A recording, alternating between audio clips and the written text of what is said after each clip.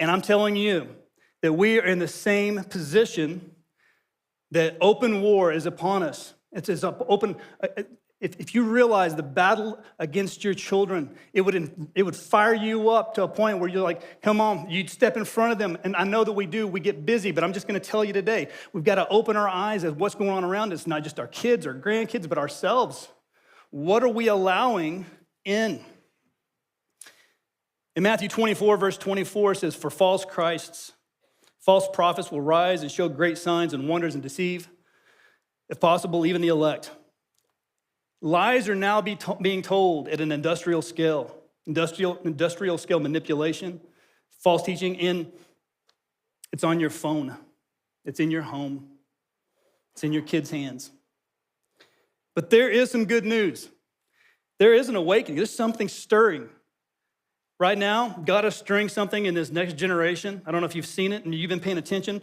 The Barna Group just released some new data, and I have the research out there. I don't have time to go through all of these points, but the one that really stuck out to me was the UK. The UK, I mean, they are absolutely infiltrated with Islam, and they have become one of the most atheist nations in the world.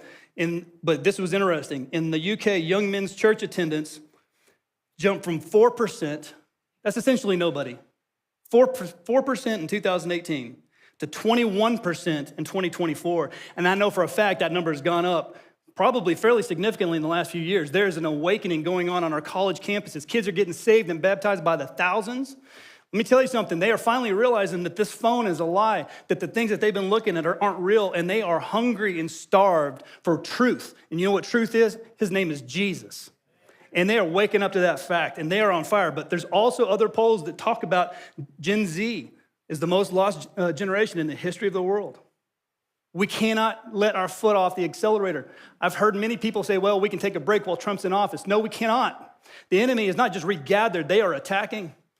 We have got to keep, and this, I'm not just talking about politics here.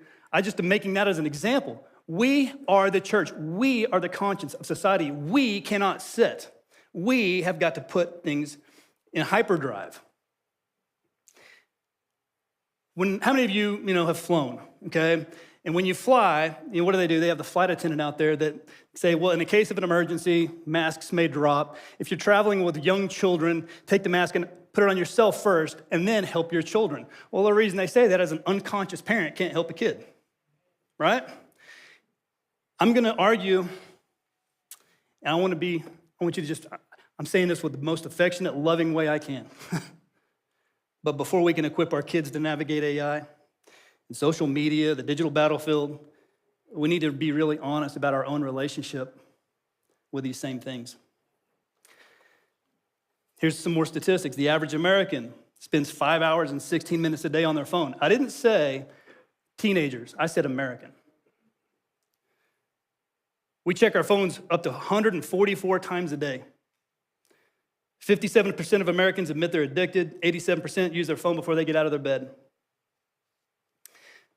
I hate this. How many of y'all are driving down the road, and this is how people drive now? Oh my gosh.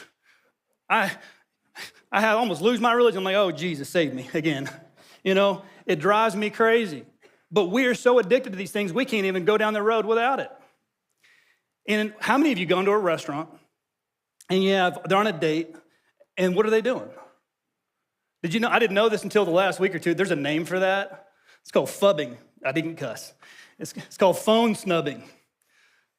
In fact, there was a study that was recently released by the University of British Columbia that said that the mere presence of a phone on the table, even untouched, decreases the feelings of closeness between two people.